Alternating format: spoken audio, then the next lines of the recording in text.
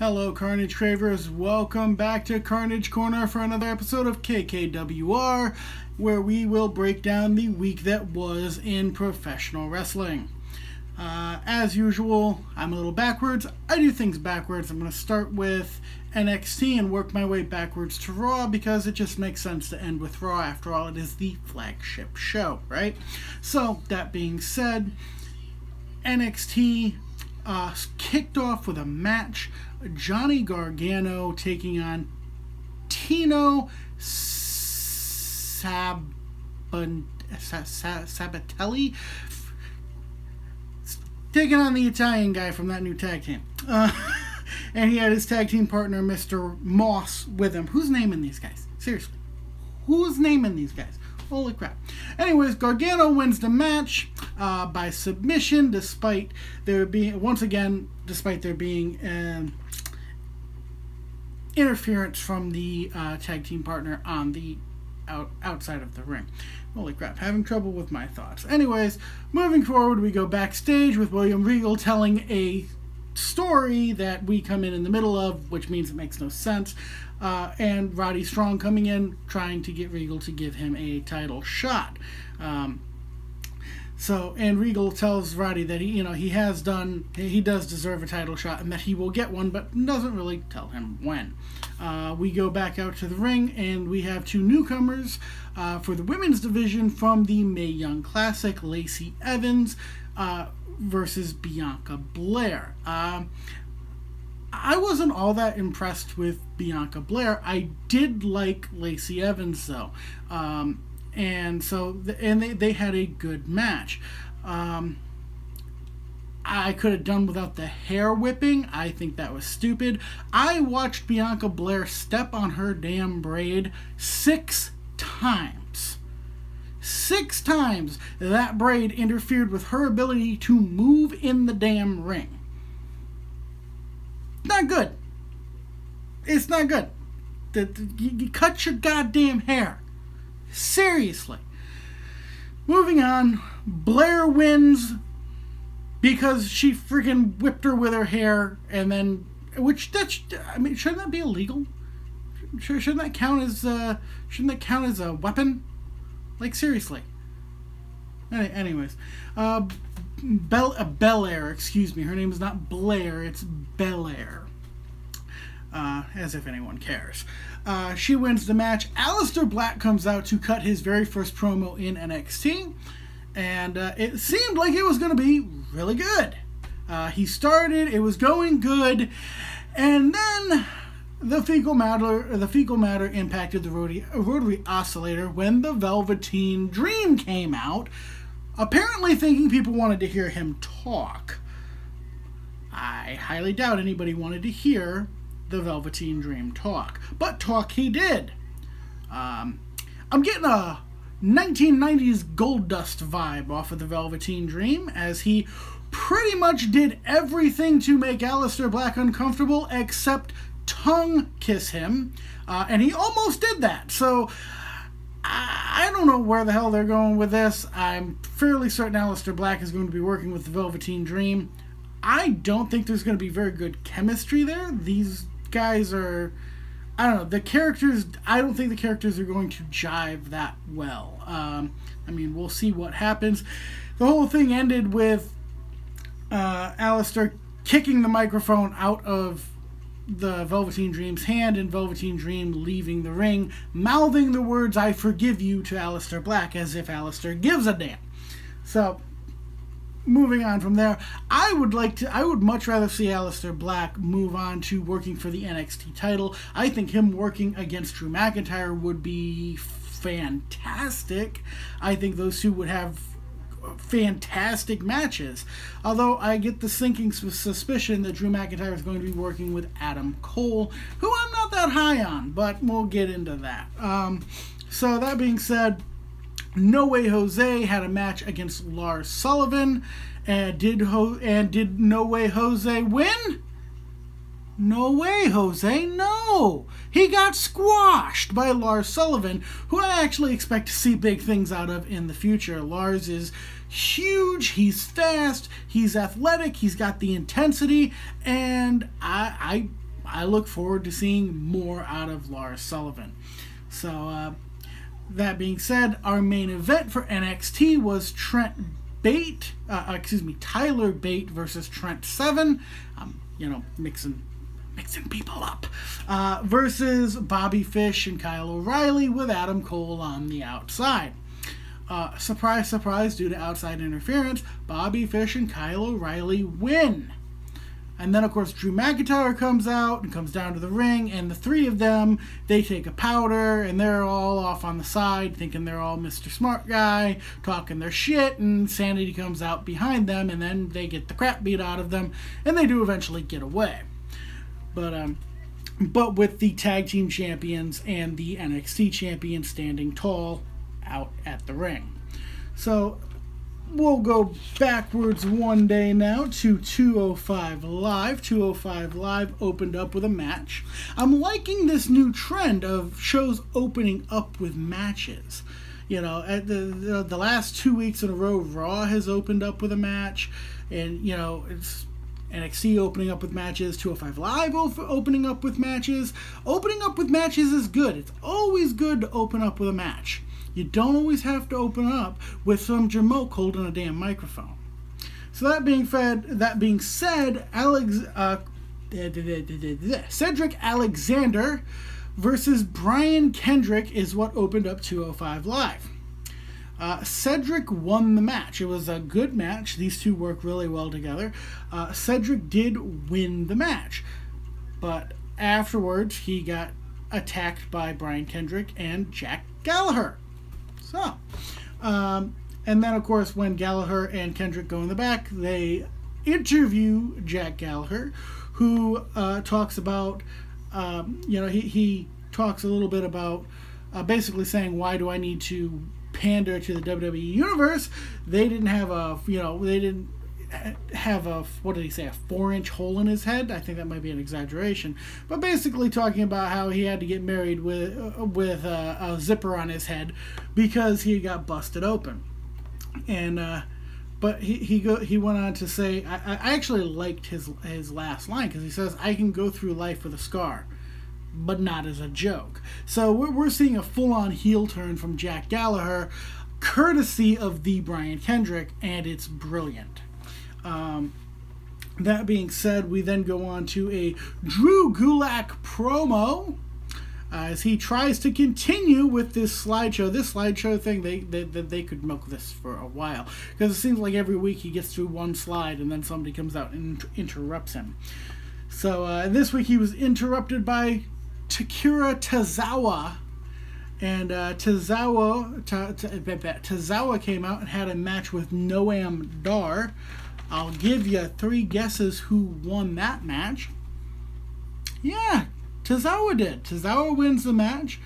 We then go backstage to Swan and TJ Perkins. TJ trying to get Swan to agree to another match, and Swan not seeing the point. Swan was supposed to take on Grand Metalik, but Metalik got laid out backstage, and as Swan was headed to the back area to check on Metalik, TJP came out of nowhere and attacked Swan, left him laying. So TJP, still a bad guy, if you were keeping track.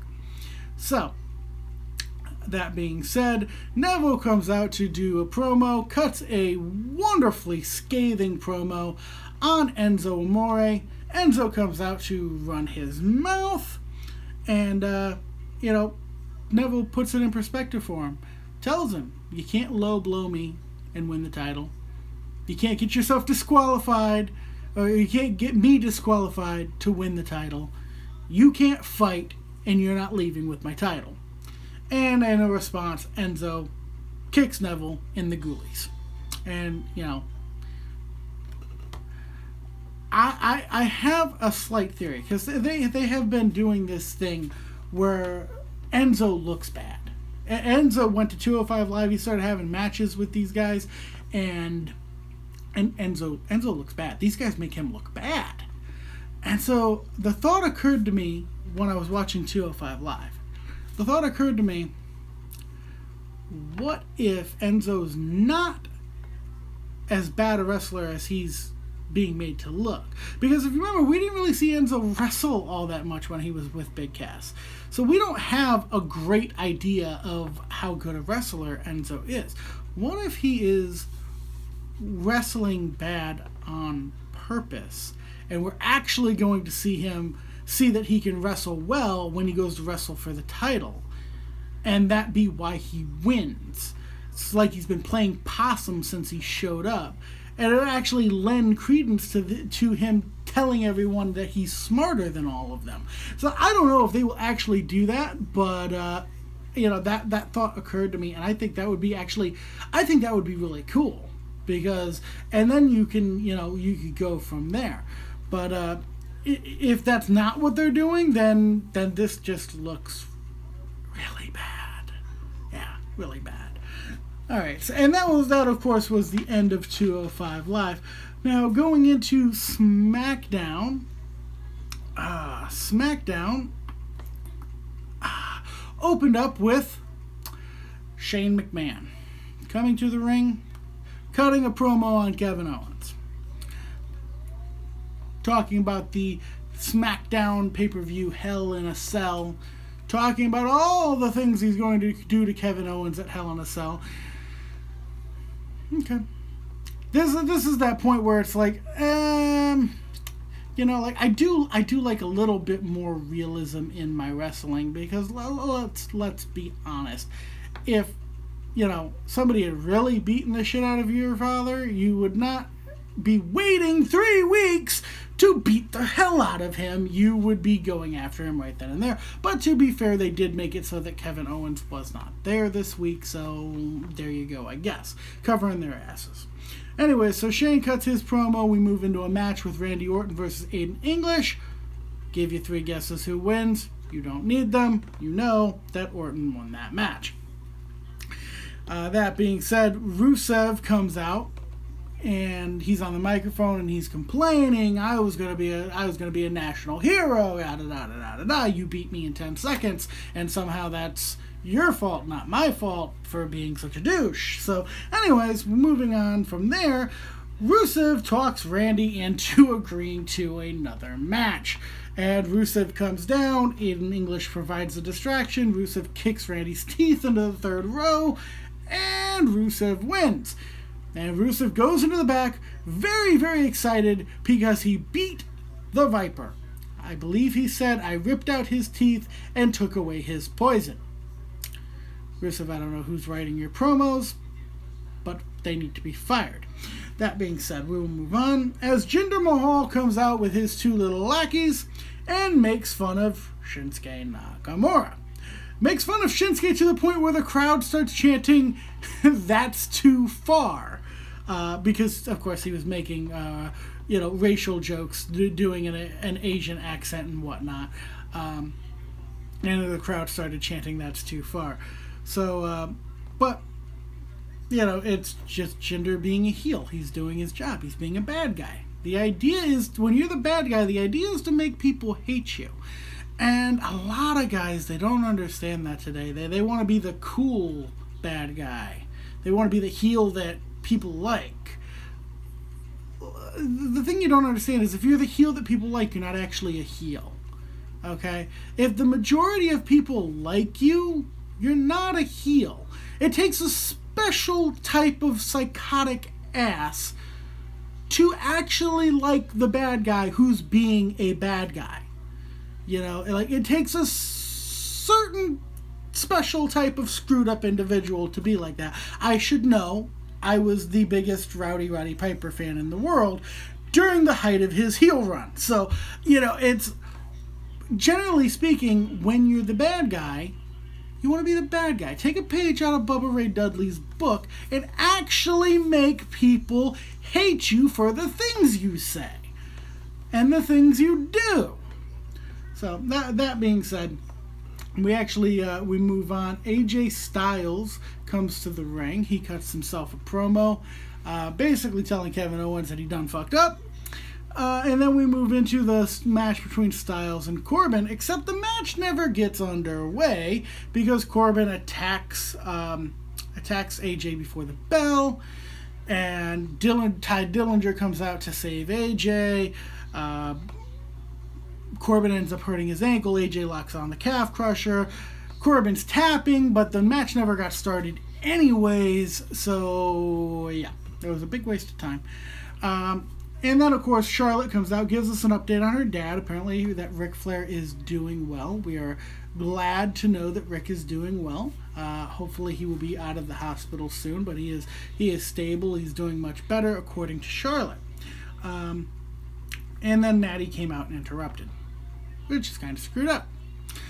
And Natty wanted to honor a great woman, an inspirational woman for all the women in the world, and she unveiled her picture. Yep, there you go. An inspiration for women everywhere. The WWE's resident crazy cat lady. Yeah, I wasn't impressed either.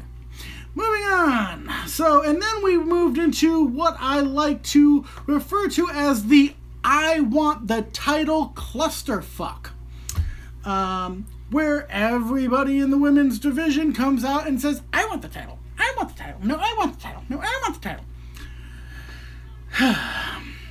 Long story short, Daniel Bryan comes out, makes a match. Fatal 4-way match. Winner will go on to face Natalya at Hell in a Cell.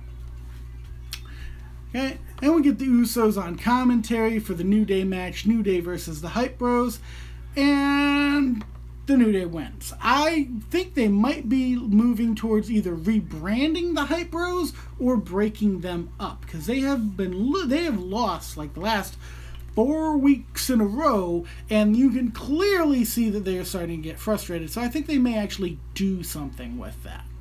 That being said, we then moved on from there to Kevin Owens via satellite, who gave a half-assed apology and then tried to blame everything on Shane.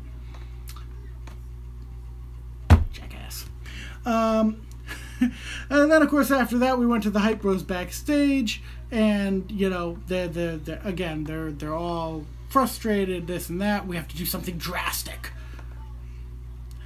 Last time Zack Ryder did something drastic. He cut one leg off of his tights and spent money to have a fake championship made.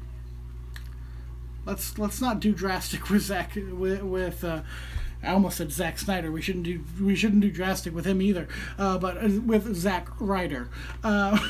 Moving on from there, Dolph Ziggler comes out, cuts his whiny ass promo, then continues this trend of coming out as other people. Although this time I think it may have been in slightly poor taste. He first comes out as Triple H. He then comes out as Shawn Michaels. And he then comes out as the DX version of Shawn Michaels. Okay, this was funny the first couple of times. How long are they going to have him do this? It's a little ridiculous. Just a wee bit. So, anyways, we then moved into the main event, which was the Fatal 4-Way for #1 contendership for the Women's Championship. Tamina versus Charlotte versus Becky versus Naomi. And it was a decent Fatal 4-Way match. To make a long story short, Charlotte wins. Surprise, surprise. So therefore, at Hell in a Cell, we will get Charlotte versus Natalya, and hopefully they put the title back on Charlotte where it belongs. There was only one Hart who ever deserved to hold a championship, and unfortunately he is no longer with us. So get that belt off of that disgrace as soon as possible. Yes, I called her a disgrace. No, she's not as big a disgrace as Naomi was with that fucking light bright belt, but still, come on now. Seriously? Come up with your own damn material. I actually did like, what did Naomi say? Oh no, it was Becky. Becky called her the craziest there is, the craziest there was, and the craziest there ever will be. And I thought that was funny. That was funny. Moving on from there, we will now talk about Raw, the flagship show, the best show the WWE puts out, right? Not quite. Some would argue, and I would agree, that SmackDown might actually be the superior show. But that's why WWE keeps pulling all these crazy feuds out of their hat that they think are going to bring eyes over to Raw. But anyways, Raw opens up with Kurt Angle in the ring, and The Miz comes out, and they're back and forth, and then Miz is insulting Kurt quite a bit, implying that he's a deadbeat father, and this, that, and the other. Jason Jordan comes out, he's mad, he suplexes the crap out of the Miztourage and all that happy horse crap. It gets announced that there will be a six-pack challenge later that night to decide who will go on to face The Miz for the Intercontinental Championship. We then immediately moved into Alexa Bliss versus Nia Jax. Nia won that match. And then she won that match. Alexa tried to take a powder. Sasha came out, which meant Alexa turned around to run back to the ring, which, I'm sorry, correct me if I'm wrong here, but you have Nia Jax in the ring, 6'6", 275. You got Sasha Banks on the ramp. Sasha Banks is about, I don't know, 5'5", maybe 120 pounds. You're Alexa Bliss. You're 5 foot tall. You're maybe 110 pounds, probably less. Which one of those are you gonna run to? Am I gonna run to the person my size? Or am I gonna run to the monster that wants to eat me?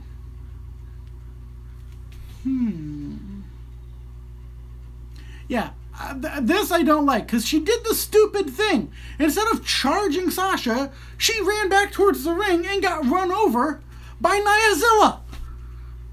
Why the hell would you do that? It doesn't make sense. Anyways, Nia wins the match. And then Sasha comes into the ring. Nia beats up Sasha. And after Nia beats up Sasha, Bayley's music hits. Yeah, because we're supposed to believe that Bayley came out to save somebody. I'm sorry, I can't sustain my disbelief that far. Anyways, so what ends up happening is Bayley and Sasha and Alexa end up triple teaming Nia, triple spearing her, and afterwards Bayley and Sasha gang up on Alexa. Again, I'm going to ask, why are the baby faces acting like heels? Like, think about that for a second. The baby faces are 100% acting like heels. Why? That doesn't make sense. Anyways, moving on. We then move into a triple threat tag team match between Rollins and Ambrose, Cesaro and Sheamus, and Gallows and Anderson. And it was a good match. I mean, everybody involved is a great performer. They did a great match, especially for the amount of time they were given and everything else. You know, very fast-paced, very, it was good. Did we need it? No, we didn't need it, but it was okay. The Bar won. Cesaro and Sheamus picked up the win. We then went to the interviews via satellite, or at least it looked like it was via satellite, with Braun Strowman and Brock Lesnar talking their shit back and forth. Could have done without this. I don't know how you hype up Braun versus Brock any more than you already have. Like, having them talk is going to be detrimental to what you're trying to do. You don't need to have them talk. You've already done enough. That being said, we then go and it gets announced that Bayley has been added to the No Mercy match. So now the No Mercy match will be a fatal 5-way. Again, not necessary, but okay. So then Roman Reigns comes out to cut himself a promo on John Cena. Hell has frozen over.